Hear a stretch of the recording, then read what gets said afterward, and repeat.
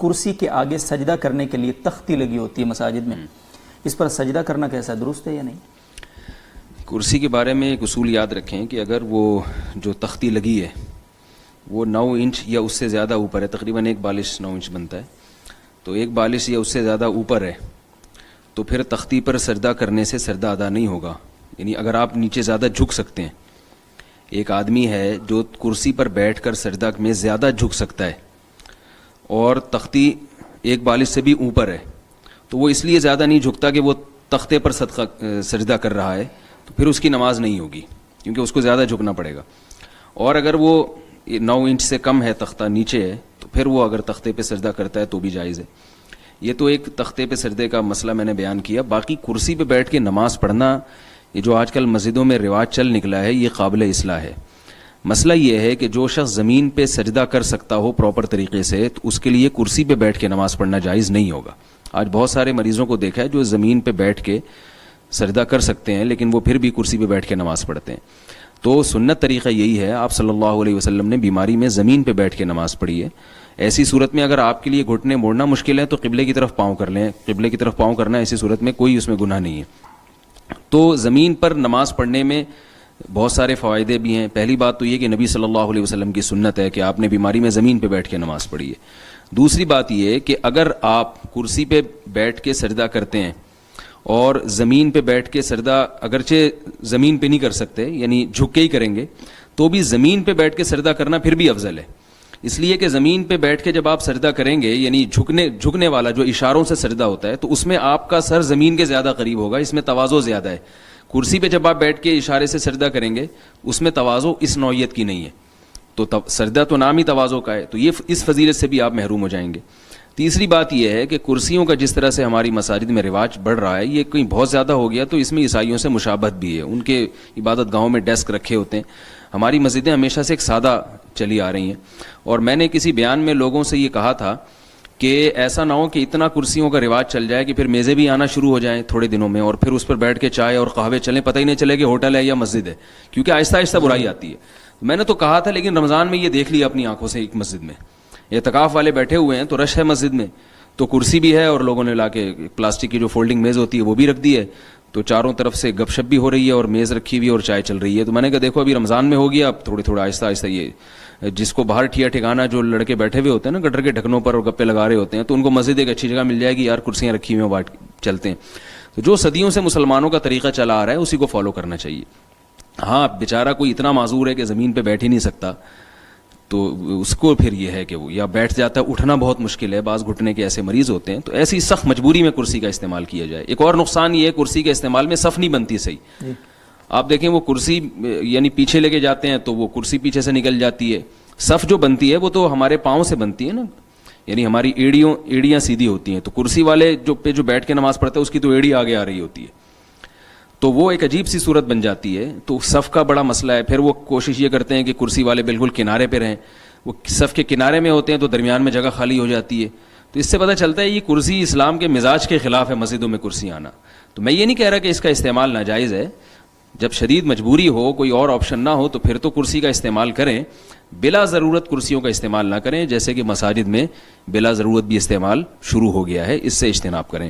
اور ایک آخری بات اس بارے میں یہ ہے کہ بعض لوگ یہ کہتے ہیں کہ ہم سے ٹیک لگائے بغیر نہیں بیٹھا جاتا. بعض ضعیف حضرات ایسے ہوتے ہیں تو وہ کہتے ہیں ہمارے لیے کرسی ضروری ہے، ہم بیٹھ نہیں سکتے. تو بھائی ایسی کرسیاں بھی آ رہی ہیں بغیر پائے کی جو زمین پہ رکھی جاتی ہیں اور اس میں ٹیک کی جگہ بھی ہوتی ہے، تو وہ رکھ لیں. یعنی فولڈنگ چیئر آتی ہیں لیکن اس کے پائے نہیں ہوتے، تو وہ زمین پہ رکھے جائیں. آپ نے دیکھا ہوگا حرم میں لوگ اپنے ساتھ لے کے گھوم رہے ہوتے ہیں، تو اس میں آپ ٹیک بھی لگا سکتے ہیں اور وہ زمین پہ بھی ہوتی ہے. تو اس سے یہ جو ہے نا جو مشکل ہے اس میں اس طرح سے آسانی پیدا کی جا سکتی ہے. مفتی طارق مسعود صاحب، محمد ہادی سعید صاحب کا سوال ہے، میں کچھ دن بعد نارتھ امریکہ سے پاکستان کے لیے سفر کروں گا. فلائٹ تقریباً 27 گھنٹے سے زیادہ کی ہوگی. دوران سفر جہاز میں وضو کرنے کی کوئی صورت نہیں ہوتی. جتنی نمازیں قضا ہوں گی ان کی ادائیگی کا بہترین طریقہ بتا دیجیے مجھے. بسم اللہ الرحمن الرحیم. پہلی بات تو یہ ہے کہ نماز سفر ہو یا حضر ہو کسی صورت میں معاف نہیں ہے. اللہ تعالیٰ نے سفر میں نمازوں میں قصر اس لیے کر دی تاکہ چھوڑنے کی نوبت نہ آئے. تو پہلی کوشش تو یہ کریں کہ حتی الامکان، یعنی جیسے ایئرپورٹ پہ انسان وضو کر لیتا ہے اور وہ کچھ ٹائم تک وضو چل جاتا ہے اس کا، اس کا اہتمام ہو۔ دوسری بات یہ جو لوگ کہتے ہیں کہ جہاز میں وضو کا انتظام نہیں ہوتا، یہ بھی میرے کم از کم مشاہدے کے خلاف ہے۔ جہاز میں یوں تو کہا جا سکتا ہے کہ شاید وضو کی اجازت نہیں ہوتی، واش روم کی اجازت ہوتی ہے لیکن آپ وہاں وضو کر سکتے ہیں، تو اس کے لیے ذرا تکلیف اٹھانی پڑتی ہے لیکن وضو ہو جاتا ہے۔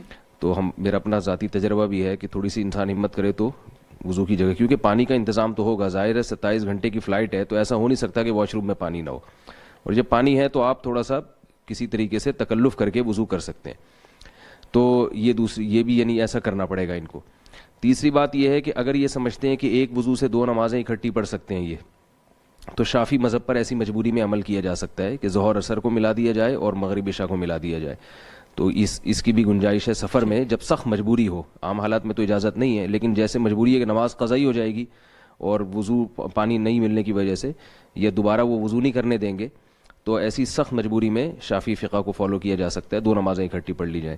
یہ بھی اگر ممکن نہیں ہے اور اتنا بھی وضو کا پانی نہیں ہے تو ظاہر جہاز میں تیمم کی تو جگہ نہیں ہوتی، کوئی مٹی گرد غبار اتنا نہیں ہوتا، تو ایسے شخص کو فاقد الطہورین کہا جاتا ہے، یعنی جس کے پاس نہ پانی ہے اور نہ تیمم کا کوئی انتظام ہے۔ تو پھر فقہا کہتے ہیں کہ اس کو نماز کی شکل بنانی پڑے گی، وہ نماز نہیں ہوگی لیکن ایسا یعنی نماز کے وقت پہ اس کو صورتاً نماز قائم کرنی پڑے گی۔ اس کی فقہا مثال دیتے ہیں جیسے جو پہلے سے یعنی جس کی پیدائشی سر پہ بال نہ ہو، گنجا ہو، تو جب وہ احرام سے باہر نکلے گا تو وہ سر پہ اس طرح پھیرے گا، حالانکہ بال تو ہے نہیں اس کے سر پہ، تو ایک صورت یعنی وہ اختیار کرے گا جو احرام سے نکلنے والوں کی ہوتی ہے۔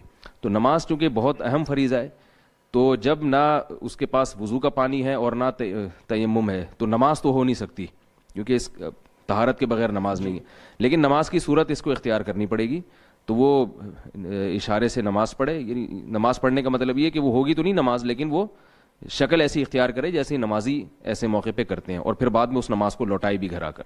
لوٹانے کا تو وہی طریقہ ہے کہ سفر میں جو نماز قضا ہوتی ہے وہ 2 رکعتیں کر کے پڑھی جاتی ہیں قصر، اور جو نمازیں حضر میں قضا ہوتی ہیں وہ پوری پڑھی جاتی ہیں۔ ٹھیک، بہت شکریہ مصعب۔ ملتان سے نادیہ صاحبہ کا سوال ہے جی کہ میکے اور سسرال میں نماز قصر پڑھیں گے یا پوری پڑھیں؟